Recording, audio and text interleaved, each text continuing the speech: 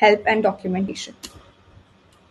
So I think everybody does need help in our life.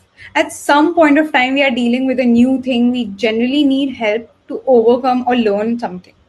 It can be anything like a software, an application, an appliance, or any electrical item. Now, I would actually like to know, is there any person who has never seek out for a user manual or documentation, a user guide, a technical manual, walkthroughs, or just onboarding of applications, or any other kind of documentation for that matter? Can't do without automatic washing machine manual. Right. Hashtag not really automatic. Microwave manuals, yes. And the recipe books with those manuals are very, very handy. Shopify's domain setting guide. Yeah. Imagine IKEA without manual. Yes, I was exactly getting down to that point. Okay. Coming back to our examples. So, the right cues and information should be presented in the right place, right? If a user is making a purchase online, showing them the refund or the return policy becomes very important. Actually, MailChimp does a really good job where they have classified and structured their documentation in a very helpful way that becomes very handy for the user. They also have tutorials within each section. In fact, Zerotha also does a great job when it comes to documentation because they have tons of data that they show and they have tutorials on top of it.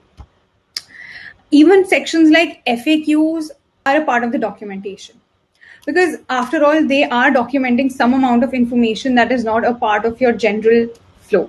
Coming back to the e-commerce side, it is very important that so in a lot of scenarios it becomes very important that we have the size guide or we have the relevant product details or the information because after all we are spending a chunk on that particular product. So we need to know what all are the nitty-gritties and the details of that product.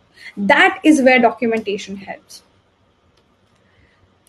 The help and documentation is a must if you're looking for a better sales and profit. Literally, period.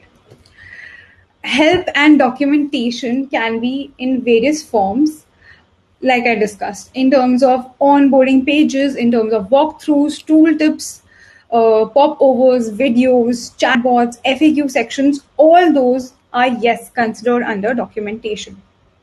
So the idea is that any expert was once a beginner, and the beginners may need some kind of help to make all the way to an expert level. And that is what makes them feel comfortable and composed while they're using a product. Right. So that was a crazy ride, guys. We have actually covered all 10 on 10 heuristics.